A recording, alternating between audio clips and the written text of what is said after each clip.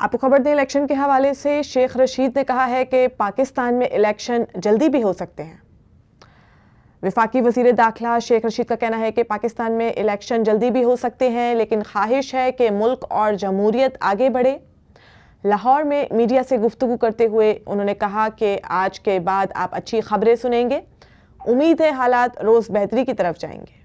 وزیر داخلہ نے پیپلز پارٹی پر تنقید کرتے ہوئے کہا کہ بلاول کے ابھی دودھ کے دان بھی نہیں ٹوٹے ہیں، اپوزیشن اپنے بچھائے جال میں خود پھنس چکی ہے۔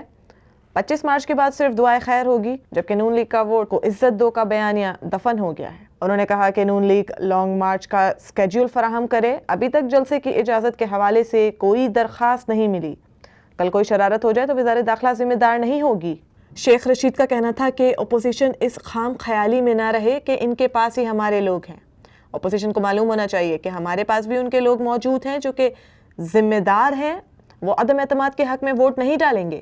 پنجاب میں سیاسی جوڑ توڑ پر بات کرتے ہوئے شیخ رشید نے کہا کہ عثمان بزدار کہیں نہیں جا رہے، وہ بھی میری طرح عمران خان کے ساتھ کھڑے ہیں۔ انہوں نے مزید کہا کہ کہاں گئے وہ لوگ جو لندن سے بیٹھ کر فوج کو گالیاں دیتے تھے، ادارے کبھی نہیں بھولتے، اعلیٰ عدلیہ دور اندیش اور صاحب علم ہے، جبکہ افواج پاکستان عظیم فوج ہے اور اسٹیبلشمنٹ بھی پاکستان کے ساتھ کھڑی ہے۔ وزیر داخلہ کا کہنا تھا کہ سندھ میں ایمرجنسی کا حامی تھا، لیکن بات اس سے بہت آگے نکل چکی ہے، اسی لیے عمران خان نے میری تجویز مسترد کر دی۔ مہنگائی ہمیں ڈس چکی تھی، لیکن اپوزیشن نے عمران خان کو دوبارہ زندہ کر دیا ہے۔ میں عمران خان کے ساتھ کھڑا ہوں اور 27 مارچ کو تاریخی جلسہ کریں گے۔